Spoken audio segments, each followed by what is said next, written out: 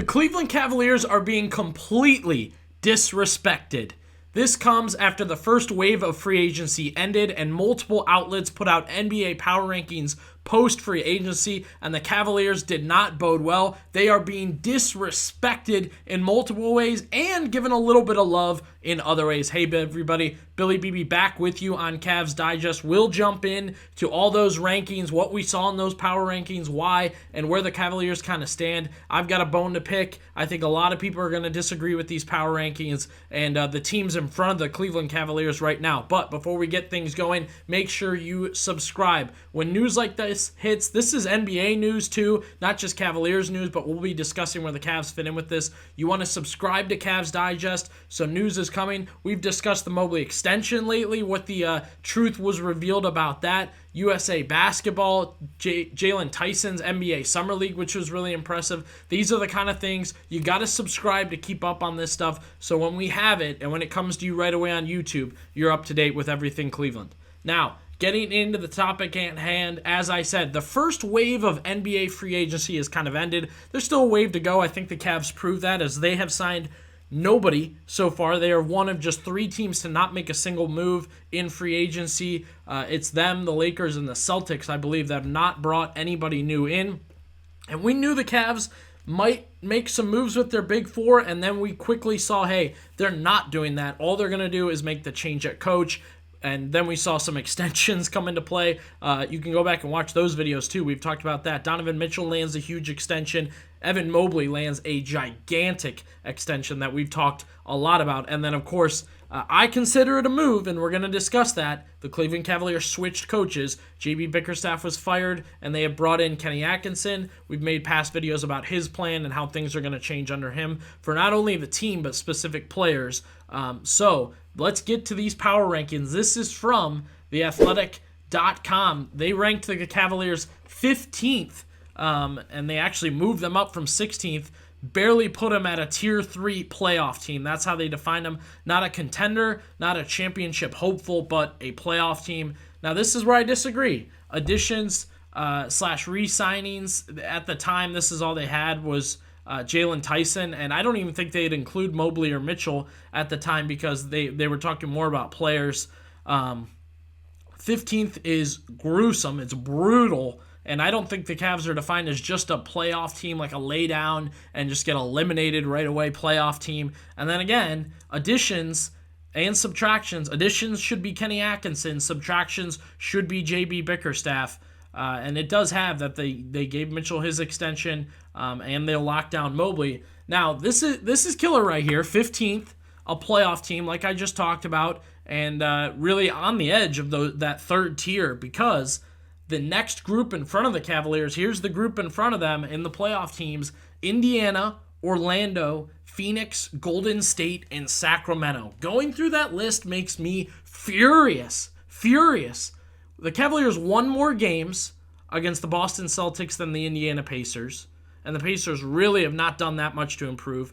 Orlando's move of getting Kentavious Caldwell-Pope is seen as some sort of sneaky, revolutionary move that's going to take them over the top. Yeah, I don't think so.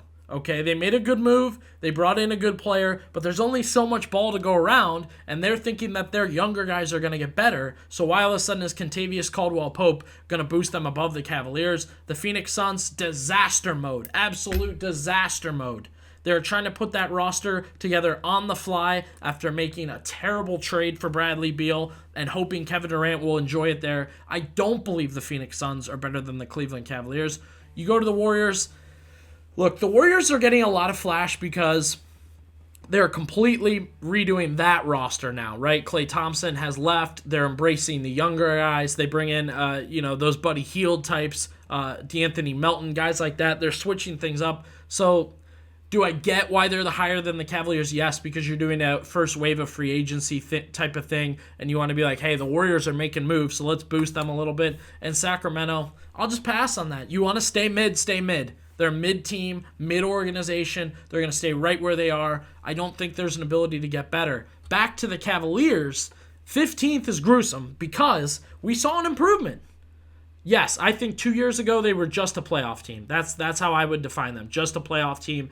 They laid down against the Knicks. They got beat up. We saw multiple guys shrink. We saw multiple guys become unplayable. But then I think this past year, the Cavaliers, honest to God, got a lot better with that playoff experience. Now, they went through some woes. You got to figure some things out with Darius Garland. We've talked a lot in our past videos about how Evan Mobley is going to have to step up, how the Cavaliers need him to step up. But to act as if some of these disaster teams, such as the Phoenix Suns, at this point, are better than the Cavaliers mentally, organizationally, and roster-wise is just not true. The Cavs have a fresh face at head coach, and they're running back a roster for the third year to be together, to play together, and to go at it, not just to lay down and lose, as it's kind of inferring that the Cavs are just going to run it back. I mean, I think they've made a lot of positive momentum moves here, re-signing Mobley, re-signing Donovan Mitchell, and giving the guys like Max Strus and George Niang, as much as I'm not a Niang fan, they're going to give them a chance to kind of come back and get it going under a new head coach in Kenny Atkinson, who, again, we are hoping can not only revamp this team, but revamp certain players. So looking at this ranking, seeing the Cavs at a borderline playoff team, like they're just going to lay down and get beat. And by the way, I really like Jalen Tyson. You've got a defensive Karis LeVert there. I don't like it. I think that's a terrible ranking. And again, I would put the Cavaliers above every team in this group. Now, the Pacers did defeat the Knicks, and I give them a lot of credit for that. I like Kentavious Caldwell-Pope, and I'll give the Magic credit for that. And like I said, the Warriors made moves, so I'm not surprised they're there. However, I stand by it. The Cavs are getting disrespected on this list by The Athletic, and they should be higher. Now, a list where they're not being disrespected, isn't this beautiful? This is what I'm looking for right here. This is great. 10. This is from ESPN in a similar power rankings post Wave 1 of free agency. As I said, Kenny Atkinson is an addition. It is not fair to act like that is not an addition. Notable departures, J.B. Bickerstaff. Addition by subtraction? We're going to find out. I believe so. And it just notes in there, look, the Cavs have room to grow. Kenny Atkinson's going to help them do that. And they sit at 10th in the NBA, and I think that's perfect. I think that's where they're at. I think that's what last year showed, that they're about 10th in the league. Now the question is, can they kind of upside it? Can they grow from it? Can they become better? Again, you're going to ask guys like Evan Mobley to get better. They could still make a move here. You see Isaac Okoro. We've made some videos talking about Isaac Okoro and sign-in trades there, so that part of the roster may be improved. Evan Mobley is certainly, as we said, should have a bigger role. They're going to work to get him a bigger role. But what did you think of these lists? Let us know. Did you think the Cavaliers were disrespected at 15 and a playoff rollover team? Or are they more 10, a team that had made a couple minor tweaks and is going to run it back for the third year in a row, hoping a core group and a group that's been together can make them better? Do you even like these lists? Drop down into the comments. Did the Cavaliers get disrespected here? Are they more 10? Are they more 15 in the league? And are these lists even worth it after just one wave of free agency? Be sure to subscribe to Cavs Digest and let us know down below.